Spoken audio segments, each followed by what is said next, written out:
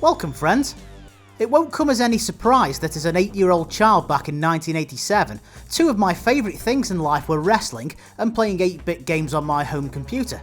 Oh, if only someone would bring these two wondrous entities together, my life would be complete, was a thought that often crossed the wasteland between the ears of my bespectacled head. This boyhood sense of wonder and innocence was quickly suffocated in a dark alley once I completed another round of let's go to the petrol station and buy a new budget title. Ooh, Cage Match! Oh, you have a sale on your hands, good sir. As I hopped and skipped my stupid little arse home with a £2.99 sized gap in my pocket, I had yet to realise that Cage Match, or Intergalactic Cage Match for the ZX Spectrum, was one of the worst games ever to befoul an otherwise magnificent computer. This straight-to-landfill title was released in 1988 by the famous bollocks to the game as long as the marketing and distribution are efficient software house Mastertronic under their Entertainment USA label. For the budget price of £2.99, you too could own an unfathomable collage of abject lunacy that began with a cassette inlay that recklessly assaults your eyes.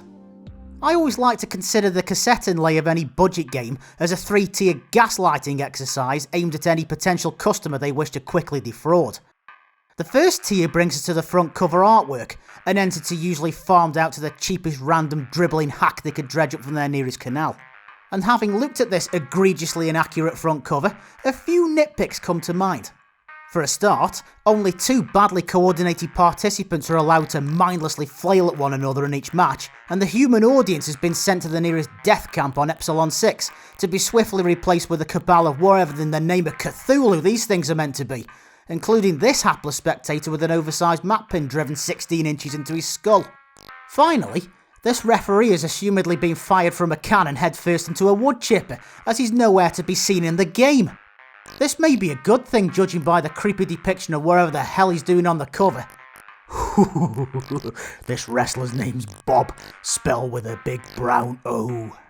The second tier furthers our rancid journey to the back cover, where the residents of Narnia would usually find the typically psychotic rambling contents to be somewhat far-fetched. Oddly enough, the hastily dawed passage of text on offer isn't all that outlandish, and they actually chose to use the real screenshots from the ZX Spectrum game for once.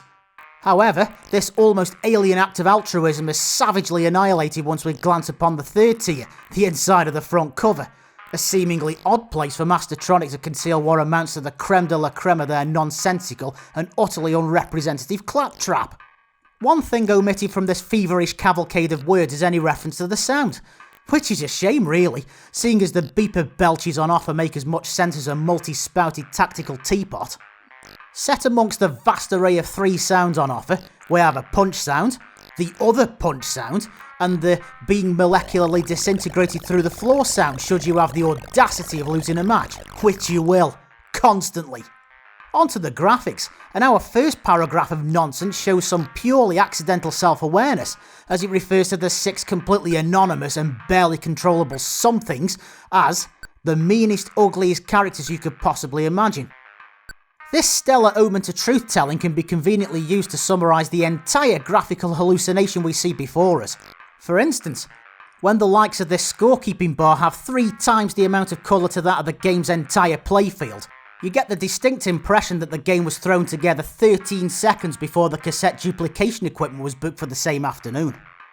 Treat your eyes to the agonising horror of playing an all-white character while fighting another all-white character in an all-white cage, and God help you if you chose the same character as the computer.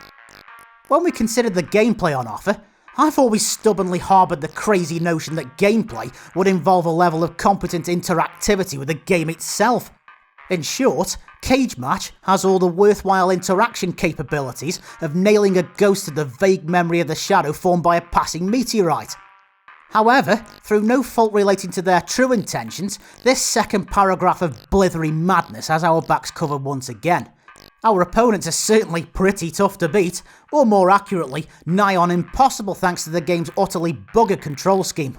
Reassuringly, we are reminded that if you can manage a well-timed arm spin, your opponent might just remain stunned long enough for you to climb up the sides of the cage. Well, it would be stunning to both opponent and player alike, seeing as this move doesn't have the wherewithal to exist. Furthermore, the headbutt, head slap, and neck chop alluded to in this controlled diagram also decided to vaporise from reality to join Brother Armspin and digitised purgatory. Even the seemingly innocuous act of changing which direction your amorphous splat of a character faces requires you to push up or down before further pushing towards the direction you wish to face. However, you can reach new perverse heights of counterproductive insanity should you have the misfortune of grabbing your opponent. During this time, your victim doesn't resist in any way, and you can pointlessly spin to face any one of 4 directions before lifting and throwing your opponent. The devastating problem is that by the time the throw is performed, your erstwhile target has regenerated more health than the throw removes, leaving them feeling refreshed enough to immediately spring back into action and recommence pummeling you into a fine red mist. Don't worry about the lack of response should you push up while referencing this particularly stupid while lifting opponent diagram. Believe me, I was throwing up during my entire playthrough. So, what ever depleting maiming options do we have to our avail that bother to function? The singular solution on offer is to frenziedly deal punches and kicks until you knock your opponent over for long enough to allow you to scurry away and attempt to climb the cage. After kicking my foe over 140 times to make sure they stay down, I made my move. Some may call this unsporting, others may even deem it to be attempted murder, but in the absence of a referee, well, who's to say? Now I've reached the top, and I gleefully witness my adversary being dragged into Hell's epilepsy chamber, I eagerly await the promise of an even tougher challenger than before, as promised on the inside front cover. And we're back on the title screen. Well, what a fitting ending for such a hopelessly inept, abominable atrocity of a game. I'm so glad to see my single victory, and the 304 points I slavishly acquired during this sickening farce were immortalised on the game's high score table, that also doesn't exist.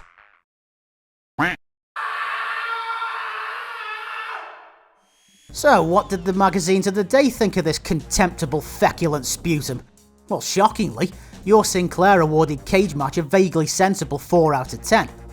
And Sinclair user, in a fit of purely involuntary competency, gave the game 2 out of 10 and referred to the game as being lame 4 times in the opening sentence alone. It is truly staggering how this gangrenous sludge manages to miss the mark on every conceivable aspect of game design, producing a game that I would grimly declare as one of the worst ZX Spectrum experiences I have ever had the misfortune to encounter in over 3 decades. Until next time, goodbye friends.